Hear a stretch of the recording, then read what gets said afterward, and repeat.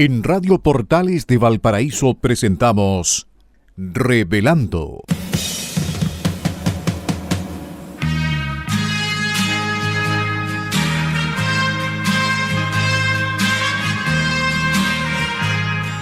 Un programa donde se abordan temas de actualidad, contingencia y la agenda cultural de la zona. Entrevistas del ámbito nacional e internacional. Revelando es presentado y auspiciado por Asofar AG, Asociación de Oficiales de la Armada de Chile en Retiro, Asociación Gremial.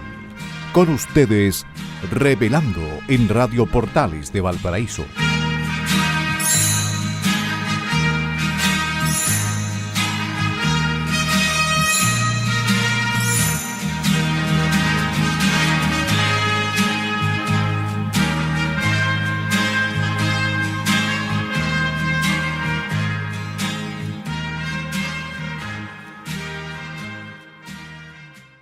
Muy buenas tardes, queridos amigos y auditores de Radio Portales de Valparaíso, la primera de Chile y puerto de fondeo de nuestro espacio radial. Hoy, viernes 11 de julio de 2025, estamos dando inicio a un nuevo programa de Revelando que nos acompaña de lunes a viernes de 6 a 7 de la tarde. Y hoy, como todos los viernes, junto a ustedes, Francisco Muñoz Pinto y Mario Mataluna Morales, conductores de Revelando del día de hoy.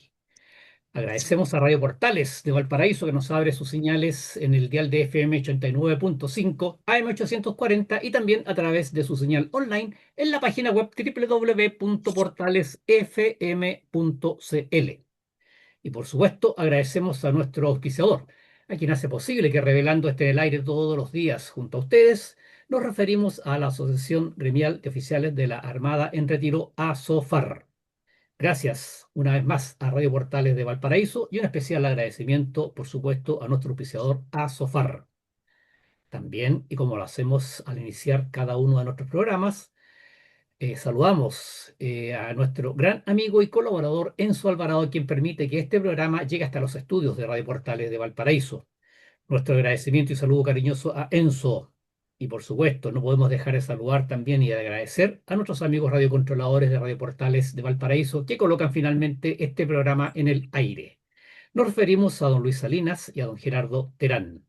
Francisco, muy buenas tardes. ¿Cómo está usted en este segundo viernes de julio? Mario, muy buenas tardes. En el invierno me gusta que ande rápido la cosa, ¿eh? Cosa que pasemos rápido a la primavera y al verano, pero que está pasando rápido el invierno, que cada año pasa más rápido. Muy bien, señores auditores, buenas tardes. Enzo, gusto saludarte, qué bueno estar con ustedes nuevamente. Aquí estamos para acompañar a nuestros auditores en esta hora de 6 a 7 de la tarde. Y comenzamos con las efemérides nacionales y navales de la presente semana. Voy con las efemérides. 10 de julio de 1821, en los albores de nuestra independencia. Durante la intervención de la Expedición Libertadora del Perú en el aún virreinato español, Chile recupera en Lima las banderas de la Patria Vieja perdidas en Rancagua. Recordemos, el desastre de Rancagua había sido el fin de la Patria Vieja. Perdieron los estandartes y las banderas y en esta oportunidad se recuperaron en Lima. Esta bandera estaba dividida horizontalmente en 3 franjas. La superior era azul, luego una blanca, mientras que la inferior era roja. En la franja blanca estaba el escudo del gobierno de Carrera. La bandera nacional de Chile, conocido como la Estrella Solitaria, fue adoptada oficialmente el 18 de octubre de 1817 bajo el gobierno del director supremo, don Bernardo O'Higgins Riquelme. Es una parte poco conocida de nuestra historia, súper emblemática, la recuperación de las banderas perdidas en Rancagua 6 años antes. Así es. 9 de julio de 1826. Fue la primera vez en la historia política de Chile en que se utilizó el título de presidente de la República para designar a la primera autoridad del Estado, asumiendo como presidente de la República de Chile el almirante Manuel Blanco Encalada. El 8 de julio de 1826, el Congreso procede a elegir al sucesor de Ramón Freire como director supremo. En consideración a exitosa actuación en la liberación de Chiloé, Manuel Blanco Encalada es elegido presidente de la República, asumiendo al día siguiente.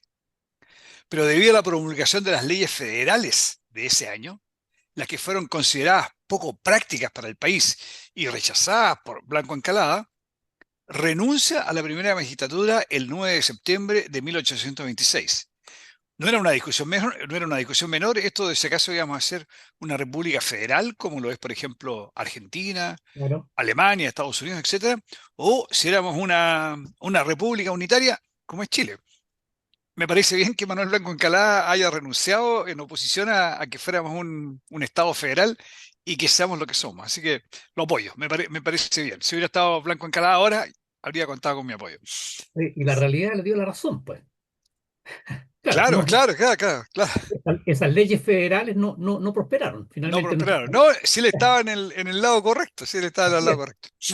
así es. 9 de julio de 1879, Guerra del Pacífico. Se produce la acción conocida como la Noche Feliz de la Torre, en la Rada de Iquique. Esa noche, la cañonera Magallanes, comandada por el capitán de fragata Juan José Latorre, sorprendió al Huáscar atacando al transporte Matías Cousiño. Matías Cousiño, recordemos, era el buque, el transporte de carbón para los buques de escuadra, vital para la logística. Acudió en su auxilio, ¿cómo se llama? El, almirante, el capitán de fragata de ese tiempo, Latorre, a bordo de la Magallanes, acudió en auxilio del Matías Cousiño, a pesar de su inferioridad combativa, enfrentando decididamente al monitor y eludió los 4 ataques de espolón que trató de efectuarle el comandante peruano Miguel Grau. Alertado, el blindado Cochrane acudió a enfrentar al monitor peruano, pero esto huyó del puerto sin conseguir su objetivo, que era apoderarse del buque carbonero de la escuadra. Después de esta acción, la torre pasó a ser reconocido como símbolo de previsión y de victoria, atribuyéndosele a este jefe las cualidades que es dable exigir a un hombre de guerra: vigilancia, previsión, pericia, sangre fría, valor y calma a toda prueba. Y no estaban equivocados, recordemos, vamos a ver, algún día nos va a tocar más adelante. La Torre fue el que comandaba al destructor Cochrane, perdón, al monitor Cochrane, cuando capturaron al Huáscar ¿cómo se llama? Vengamos. En Angamos. Gracias, Mario. 9 y 10 de julio de 1882. Se produce el combate de la Concepción. Después de una heroica defensa del pueblo del mismo nombre, ubicado en la Sierra Peruana, mueren todos los integrantes de la cuarta compañía del batallón Chacabuco: 4 oficiales y 73 soldados de infantería, a quienes comandaba el capitán Ignacio Carrera Pinto. Perdón, 3 oficiales eran. Tengo anotado aquí 4, pero eran 3 oficiales. Ignacio Carrera Pinto, nieto del prócer José Miguel Carrera. En este combate, uno de los más destacados y dramáticos de la Guerra del Pacífico, los soldados chilenos resistieron 2 días el ataque de 2000 soldados y montoneros peruanos, hasta sucumbir sin rendirse ante el enemigo.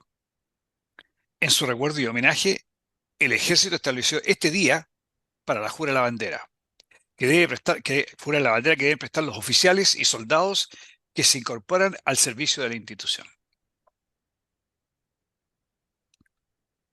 6 de julio de 1928. Se produce el hundimiento del transporte Angamos, en la punta Morguilla, frente a Lebu, cuando el buque navegaba entre Puerto Montt y Coronel. Todo esto es al sur del área, inmediatamente al sur del área Concepción-Talcahuano.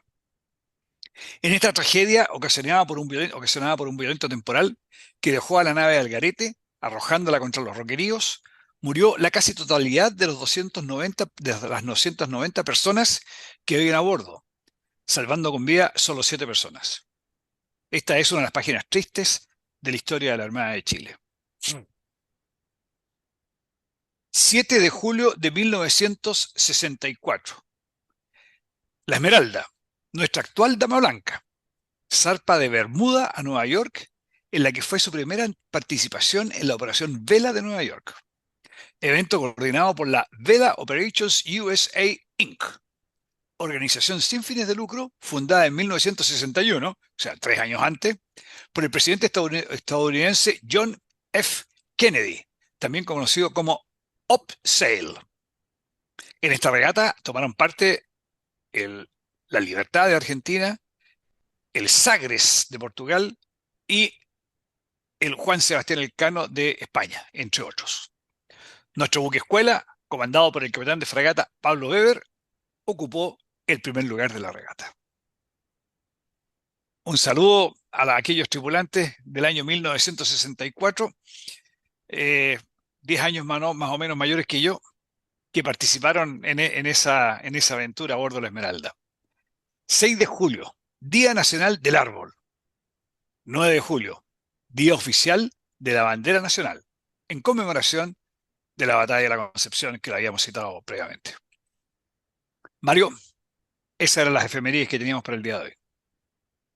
Sabe, Francisco, estaba reflexionando mientras escuchaba las efemérides que usted nos comentaba, nos compartía. Eh, ¿Se celebrará hoy en día en los colegios el Día de la Bandera? Eh, Porque, no sé, no vi ningún comunicado de gobierno, no vi ningún anuncio, no sé, no supe de ningún chateo del presidente saludando a Chile por el Día de su emblema nacional. Sí, me parece que participó en la En ceremonia Maipú. de jura de la bandera, digamos. Pero eso protocolamente, porque lo invitaron y porque tiene que estar ahí como presidente. Pero eh, Oye, aquí, te aseguro que sí hubo más en los colegios particulares subvencionados y en los colegios particulares que desgraciadamente en los colegios públicos. Y son los colegios públicos donde masivamente deberíamos estar reconociendo nuestra historia. ¿sabes lo que pasa? Que, y me voy a tomar un minuto porque estas cosas hay que compartirlas con nuestros auditores. El año 2000, sí, 2000, estuve por primera vez en Buenos Aires, en Argentina. Y me estuve alojando, nos estuvimos alojando con mi señora en la casa de un familiar que vivía en un edificio, eh, ay, no me acuerdo el nombre del barrio, pero hay una estación también ahí del metro que es conocida. Pero bueno, está lo mismo. Pero en este edificio, ella estaba en el 12.º piso. Al frente hay una plaza con un asta. Y el día domingo llegaron dos marinos vestidos de uniforme a izar la bandera argentina en esa plaza. Una plaza cualquiera, una plaza pública de Buenos Aires. Y yo como marino contemplé esto, fue casualidad, ¿ah? Me levanté temprano, salí al balcón y estaba ahí tomándome un café, qué sé yo, y de pronto veo a estos marinos que llegan ahí e izan la bandera. Quedé impresionado. Bueno, lo comento esto como una anécdota, y estamos aquí al lado, ¿ah? Aquí al lado, al otro lado de la cordillera. El amor y el reconocimiento que ellos sienten por su bandera. Ya, pues, eso era un comentario que quería hacer.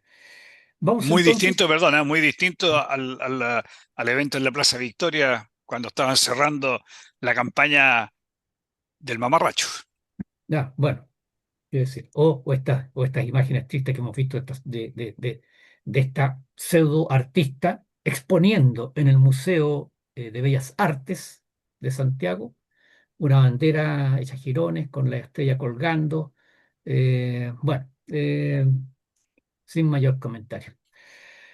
Vamos entonces con el primer tema de la pauta del día de hoy, que como ya está adicional en nuestro programa, son las historias de Valparaíso. Y en esta oportunidad vamos a compartir con nuestros queridos auditores la historia del Colegio Alemán de Valparaíso.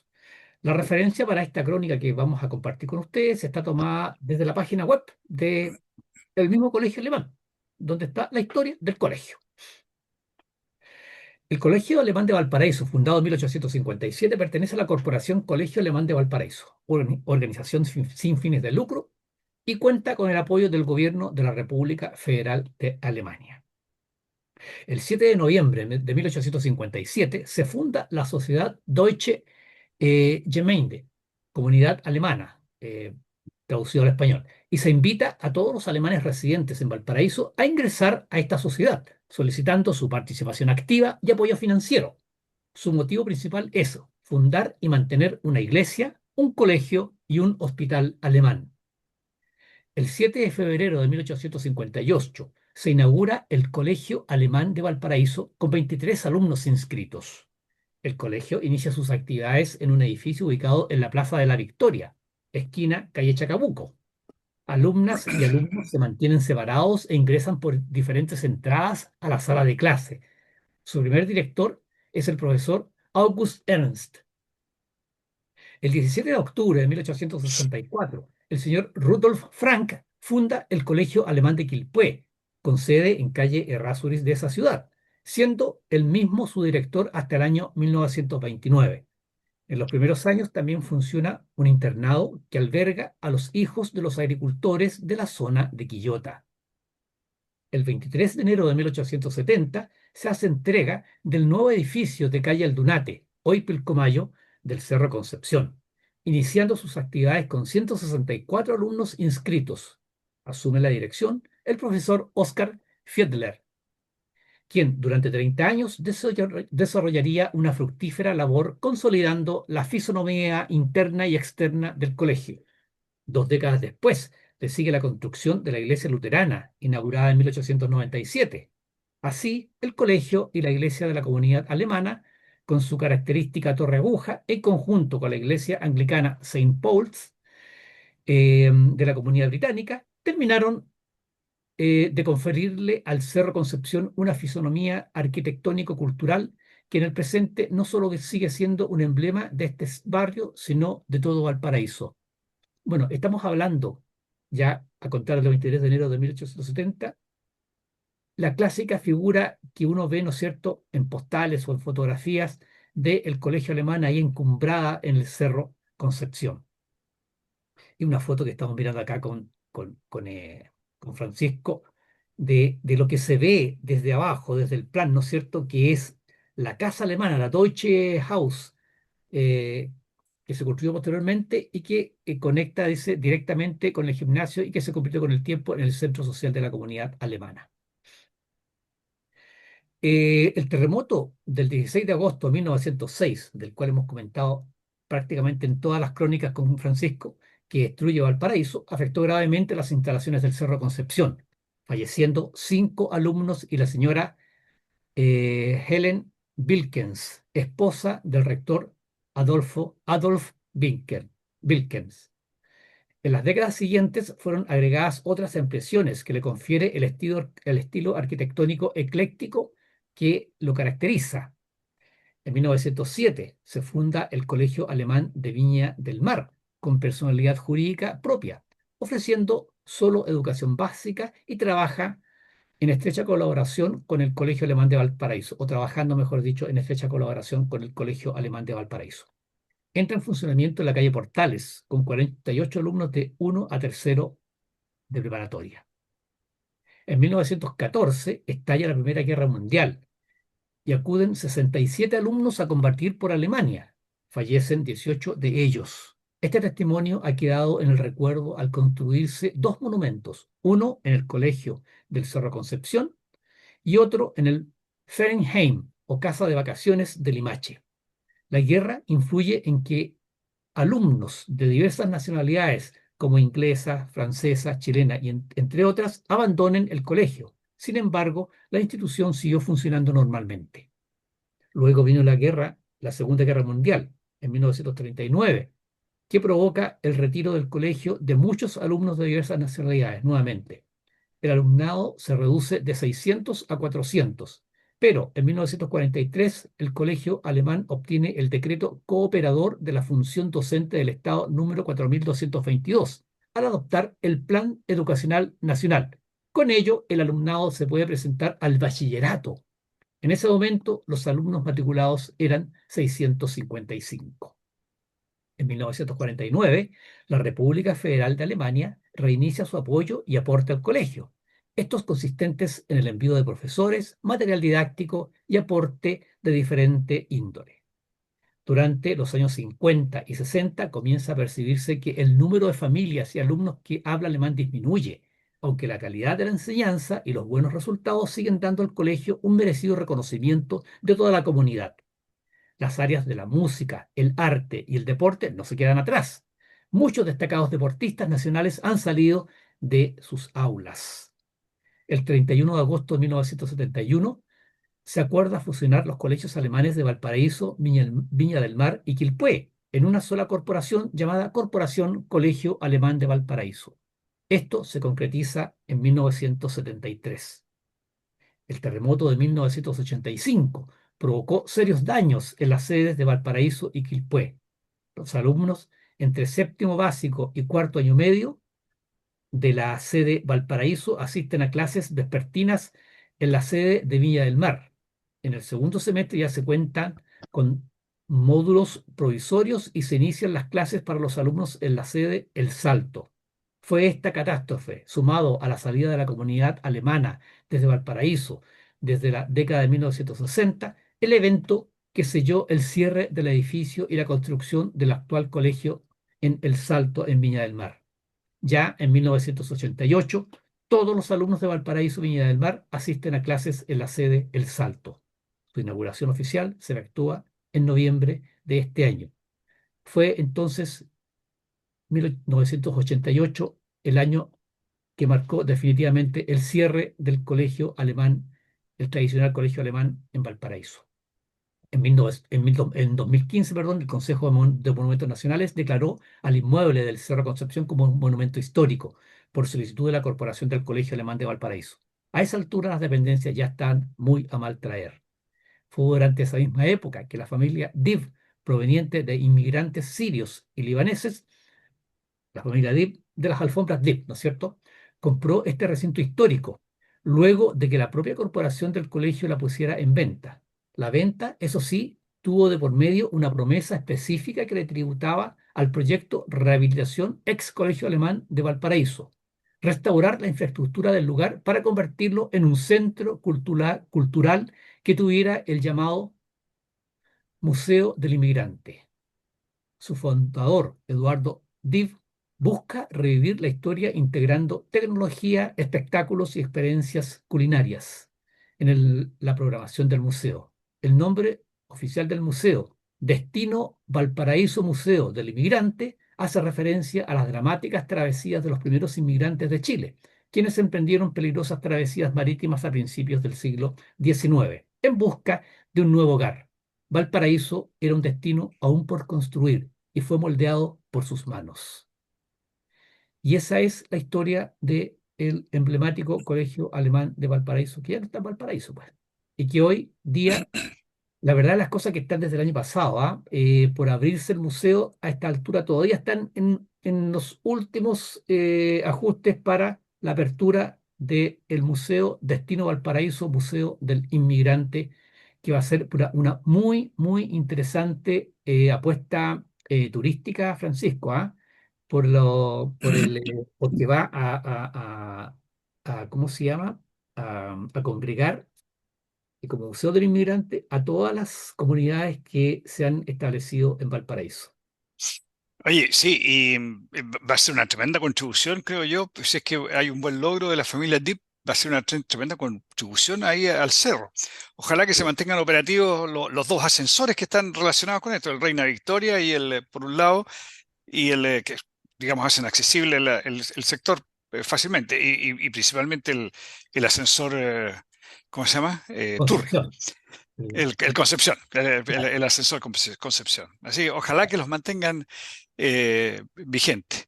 Oye, espectacular la historia del Colegio Alemán de Valparaíso, increíble bueno, la vida de Valparaíso está tremendamente relacionada con el asunto de las colonias, ¿ah? De los Cierto, migrantes, digamos, y la cierto. colonia alemana es tremendamente potente, la colonia italiana, y alguna vez leí, mi suegro era italiano, así que leo de repente ahí para entender un poco Claro. más. Algo así como el 27, el 30% de la población de Valparaíso en algún momento de su historia era migrantes italianos o hijos de Claro. migrantes, eran de la colonia italiana. Bueno, por supuesto, los españoles, los ingleses. Es increíble cómo eso, lo Los fuerte que eso ingleses, fue. ¿Ah? los Y británicos eso, también. y eso, no sé si para bien o para mal, pero es una realidad. Y yo tengo mi historia, mi teoría de por qué ocurrió. El perfil de las colonias ha ido desapareciendo. Yo pienso, alguna vez a lo mejor lo hemos comentado, yo pienso que las colonias se han ido desperfilando, eh, principalmente por efecto de la Ley Orgánica Constitucional de Enseñanza de 1980, que masificó la educación universitaria. Entonces ya las parejas no se forman en la colonia, pues, no se forman en el ambiente de la familia, sino que las parejas se forman en la Eh, universidad. Y con la participación masiva de la mujer en el trabajo, es o en la universidad o en el trabajo, o en el colegio antes. Pero eso como digo, tal vez es mejor, ¿ah? Porque al final somos todos chilenos. Así que en alguna medida ha desperfilado a las diferentes colonias presentes aquí en el país. pero no se puede negar que estuvieron presentes, han estado presentes en la historia nuestra y el aporte que han hecho. O sea, leíamos recién aquí, leía yo en la crónica, el Colegio Alemán de Quilpué, que tenía un internado que acogía a los hijos de los agricultores de Limache. Entonces, pero sin contar con la educación que impartieron. Pero todas las colonias hicieron un tremendo aporte a Valparaíso y a Chile en general. Así es que Oye, y el fundador y rector del Colegio Alemán de Quilpué, no sé si acaso habría algún error en la fecha, pero si las fechas están correctas, fue como 60 años, fue toda una vida, su vida fue ser rector del Colegio Alemán de Quilpué, 30 años, si no me equivoco, leí recién. Sí, sí, pero no, bueno, la crónica está tomada de la página web del Colegio Alemán. del Dolce School, así que están correctas, imagino, o sea, quiero pensar que están Pero correctas. fue una vida dedicada a Bien, la docencia. así es. Ya, Francisco, vamos entonces a la pausa musical y estamos enseguida de regreso en el segundo bloque de el programa Revelando. Vamos. Muy bien, queridos amigos, estamos de regreso para iniciar el segundo bloque de su programa Revelando. Agradecemos nuevamente a nuestra querida Radio Portal de Valparaíso, que nos permite estar junto a ustedes en sus hogares, en el trabajo, a esta hora del día, muchos de ustedes de regreso del trabajo al hogar. Eh, y felices, pues, ¿ah? Porque que está comenzando o están ya comenzando el fin de semana. Y por supuesto agradecemos también y saludamos a la Asociación Gremial de Oficiales de la Armada en Retiro, ASOFAR, auspiciador de Revelando. Vamos entonces con el segundo tema de la pauta preparada para el día de hoy, que hemos titulado Libertad de Expresión. A ver, la semana pasada, Tomás Mochati eh, entrevistó al actual candidato presidencial, Johannes Kaiser, del Partido Nacional Libertario. Lo entrevistó y dentro de la conversación, que fue muy larga, ¿no es cierto? Eh, Le preguntó si él apoyaría un golpe de Estado nuevamente.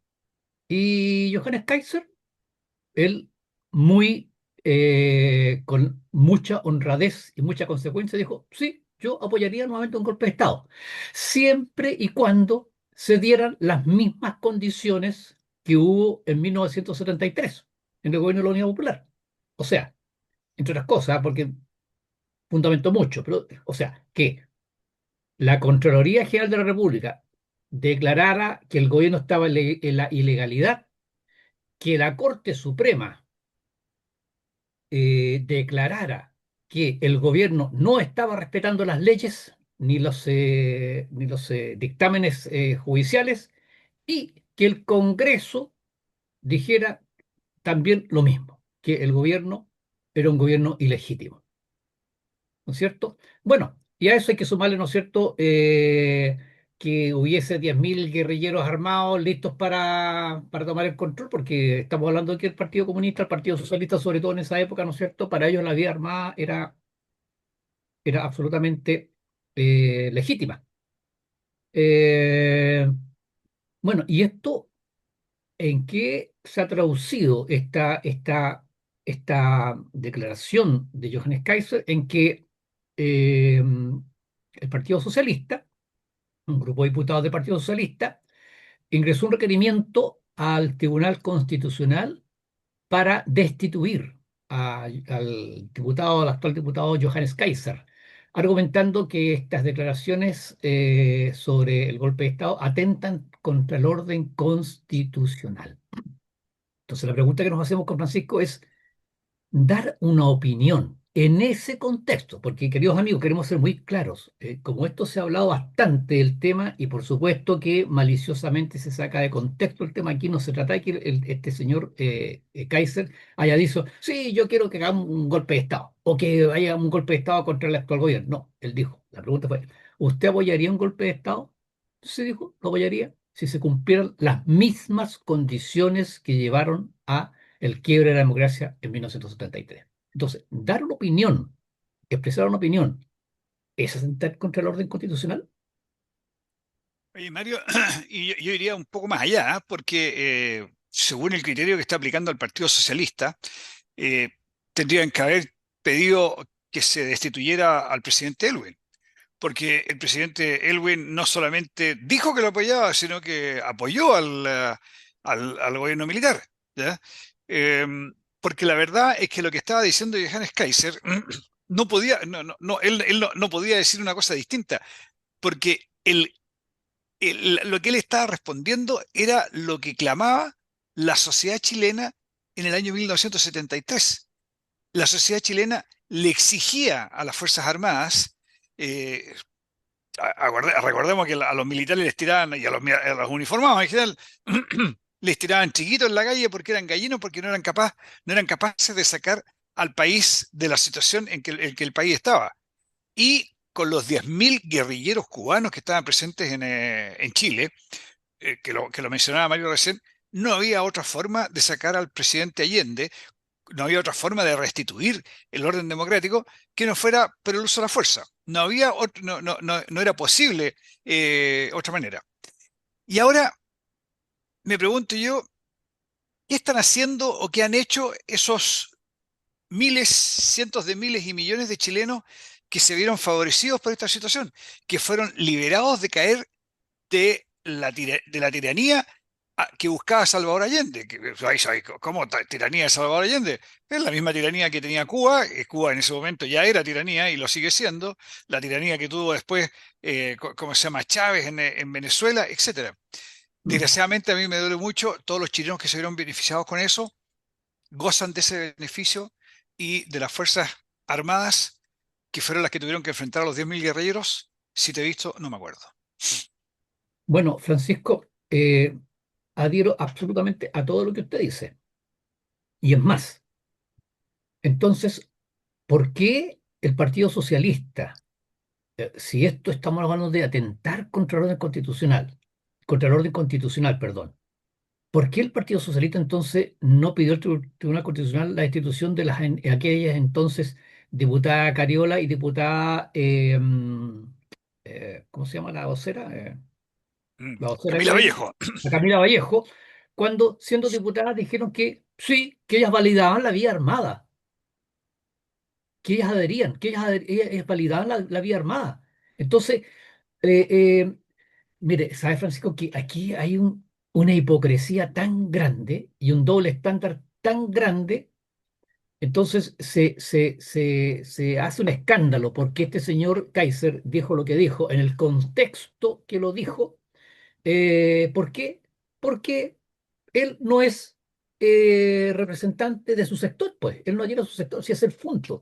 Entonces, es el problema del doble estándar. Porque, a ver, supongamos que yo pongo en el caso de que efectivamente aquí se está atentando contra el orden constitucional. Pero no es atentar contra el orden constitucional que diputados de la República digan que ellos validan la vía armada.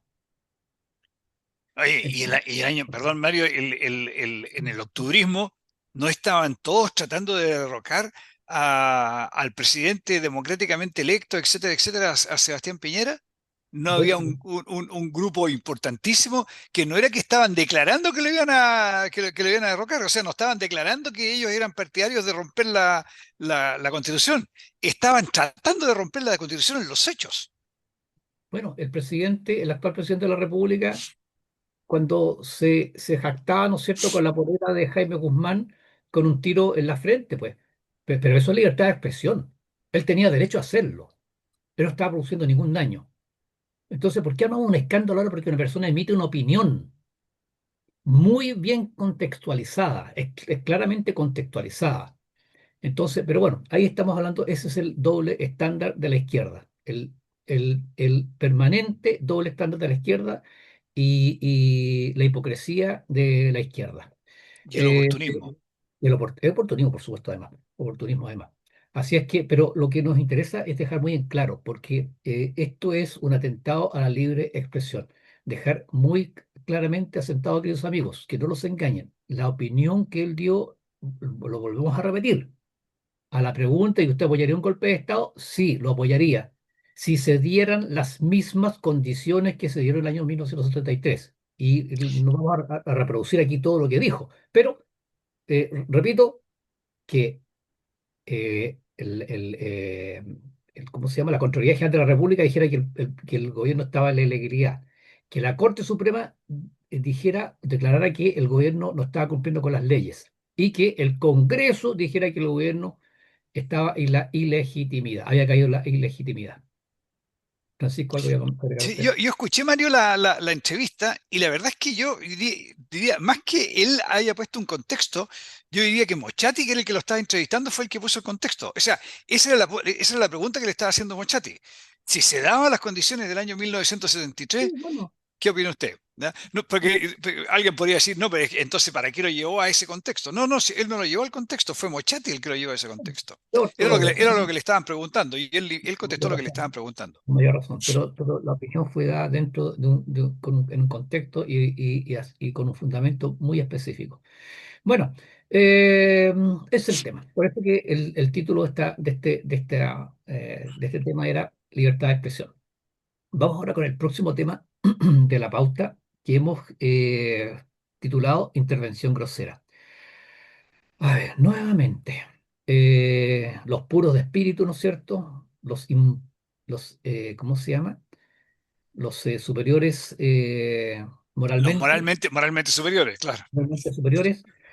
A ver, Una nueva forma de gobernar. una nueva forma de gobernar, claro, una nueva forma de gobernar. Todas esas, todas esas. Claro, no hay pitutos, aquí vamos a gobernar, ¿no es cierto?, para el pueblo, aquí no hay pitutos, no hay compadrazgo, aquí Sacar a los poderosos de siempre. los poderosos, no hay privilegio, etcétera. Bueno, eh, la radio Nuevo Mundo, de la radio Nuevo Mundo, que es una radio que nosotros con Francisco la conocemos, una radio muy antigua, muy antigua. Era muy activa en la época del gobierno de la Unión Popular, la Nuevo Mundo. Eh, y existe todavía. ¿Por qué existe todavía? Porque los dueños y panelistas son reconocidas figuras del Partido Comunista. Eh, mm,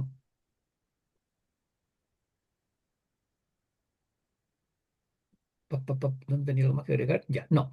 Entonces, son reconocidas figuras del Partido Comunista. Y ellos hacen propaganda permanente del Partido Comunista. O sea, todo lo que ellos hacen, o sea, todo lo que ellos dicen, expresan en la radio es en función y en favor del Partido Comunista, las ideas del Partido Comunista, la ideología del Partido Comunista. Bueno, curiosamente, es una de las tres radios elegidas a dedo por la Subsecretaría de Telecomunicaciones, de las tres radios de amplitud modulada, para eh, emitir con una señal experimental en frecuencia modulada en la región metropolitana por 6 meses, a contar del 24 de junio. Curioso, justo ahora que tenemos elecciones, Durante mu- todo el periodo de campaña. Claro. justo durante todo el periodo de campaña, de ahora de junio a diciembre de este año. Ahora, curiosamente, el subsecretario de Comunicaciones es el señor Claudio Araya, militante del Partido Comunista. Esto significa que se habilitó a la radio para tener cobertura en frecuencia modulada a la región metropolitana, a la región metropolitana, como decíamos, hasta el mes de noviembre. En un periodo, como dijimos, también sensible, en que se van a desarrollar campañas presidenciales y campañas para el Congreso, y donde la candidata presidencial también, curiosamente, es del Partido Comunista. Entonces, esto se acuerda cuando, queridos amigos, cuando hace un tiempo atrás, a raíz de otro tema, decíamos, eh, tiene cola, que la mueve, tiene cuatro patitas, ladra, y dicen que es caballo. No, no, no, pues, no, no, no es caballo. Si ladra y mueve la cola y responde cuando le dicen, lo llaman Bobby, pucha, es perro, po. Entonces... Claro, Eh, oye, ahora, por otro lado dicen, no, pero es que como es una situación experimental, la radio no va a poder contratar publicidad pagada. ¿Ya? No va a poder hacer publicidad, no va a poder hacer publicidad política pagada. claro, Pero si para qué quiere publicidad política pagada, pagada, si ellos lo único que hacen es publicidad política, las 24, su editorial es publicidad política, claro. sus temas son publicidad política, las pautas que tienen son publicidad política del Partido Comunista. Entonces, ¿qué limitación tiene? ¿Qué efecto le hace que no pueda tener publicidad pagada? Claro, Oye, de Ganaduza, porque esos eh, fueron los fundamentos. Cuando le preguntaron al subsecretario, él dijo, no, pero no va a poder hacer propaganda política. claro, Ah, claro. No, claro, no va a poder hacer publicidad pagada. Claro, no van a hacer conforme. ¿Para qué van a hacer publicidad pagada si la hacen permanentemente? Oye, este gobierno está, en mi opinión, permanentemente en el filo de la navaja, jugando ahí en un equilibrio inestable, eh, apoyando a todas las personas que comparten su ideología.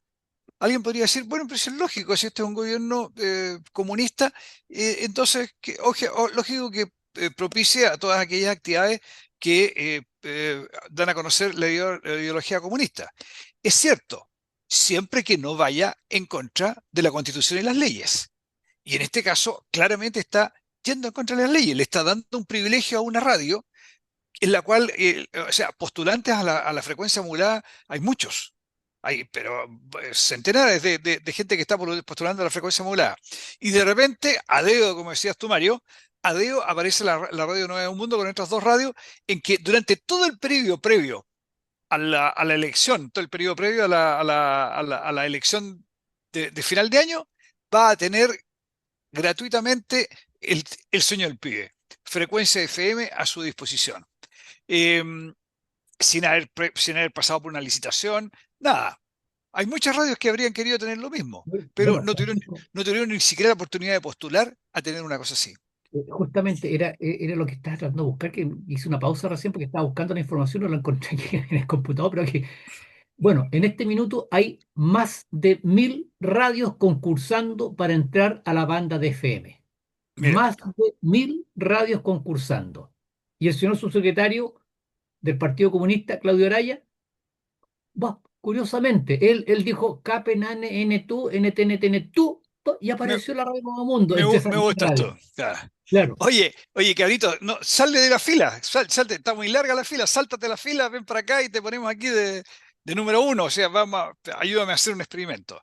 No, o sea, el gobierno lo hace permanentemente, en muchas actividades, en muchas cosas, está siempre al filo de la navaja, pasadito bueno, hacia el lado de que, y, ¿cómo se llama?, de no cumplir las leyes. Y siempre recor- con palabras para tratar de justificar el por qué no cumplir recordemos, las leyes.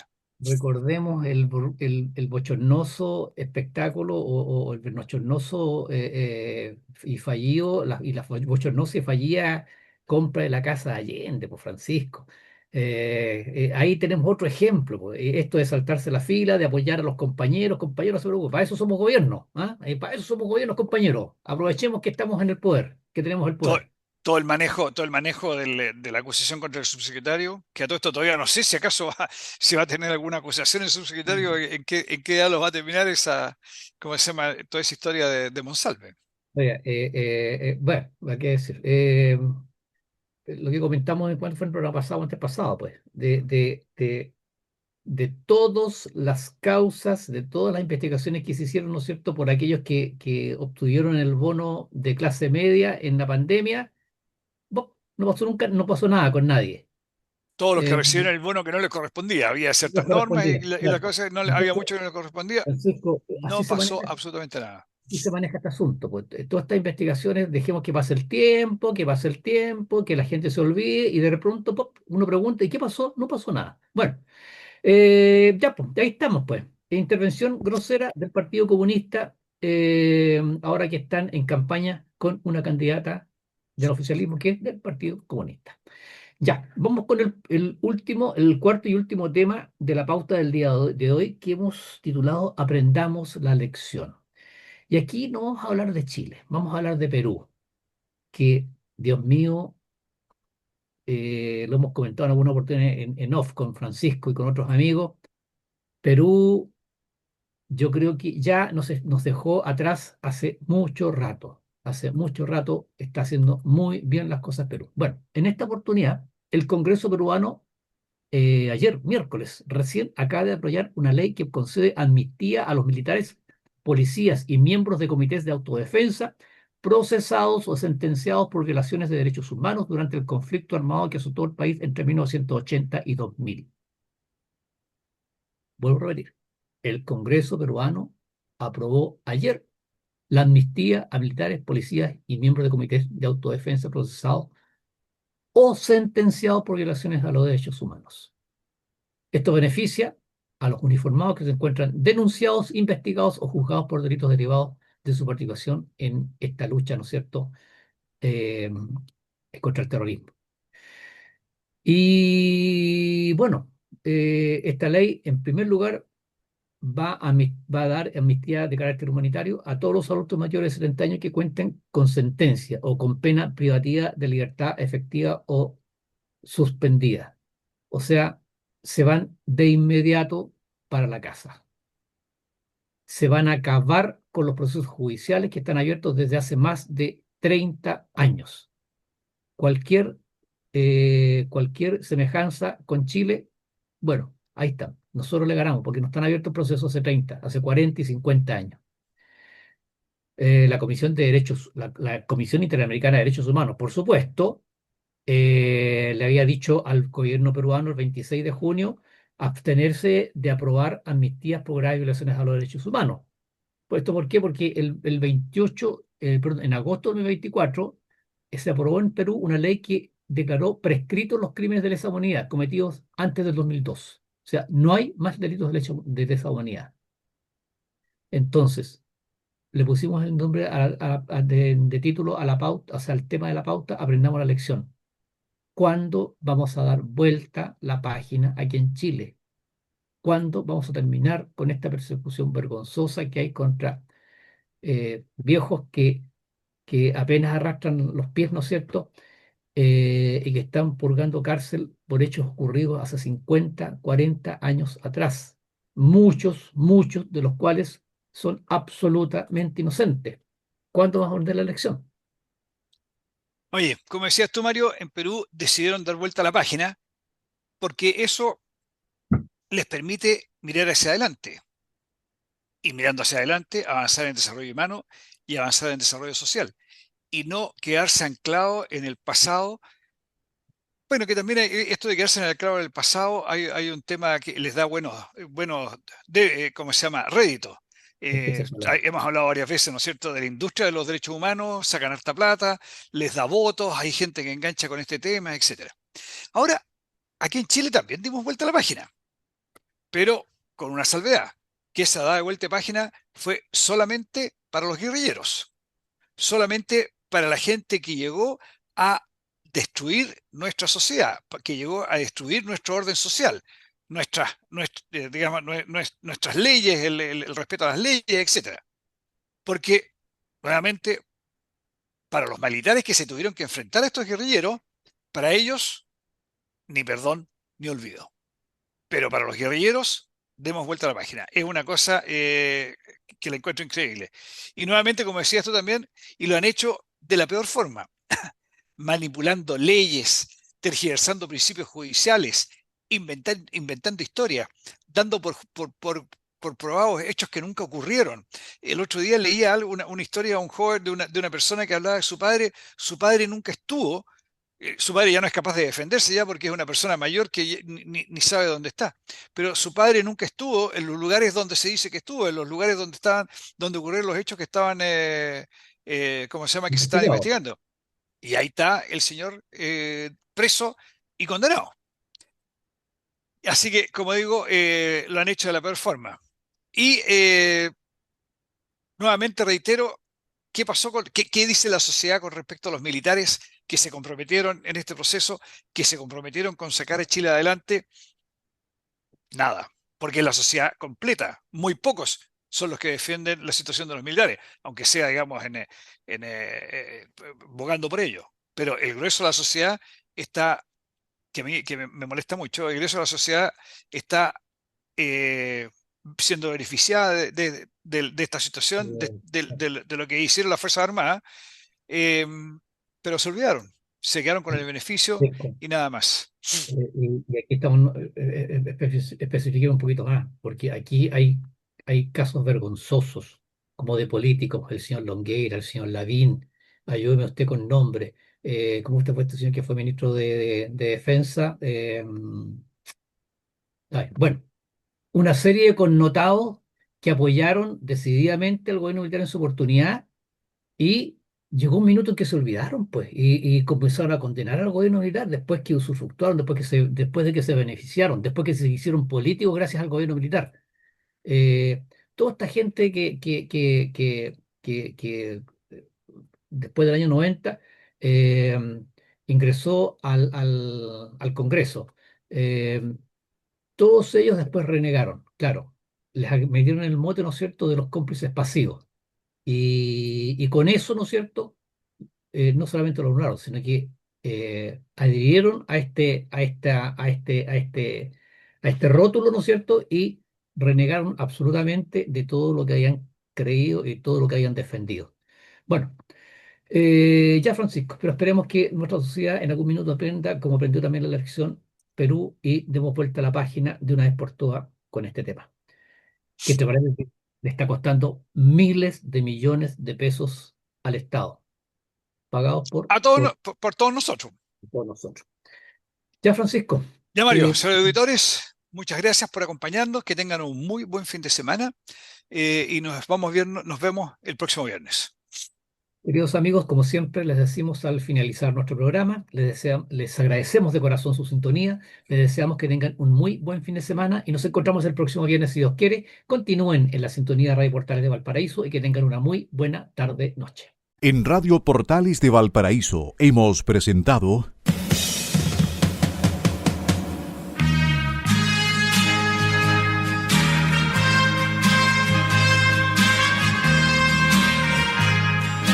Revelando, un programa donde se abordan temas de actualidad, contingencia, entrevistas del ámbito nacional e internacional. Revelando es presentado y auspiciado por Asofar AG, Asociación de Oficiales de la Armada de Chile en Retiro, Asociación Gremial. Sintonícenos en un próximo programa. Buenas tardes.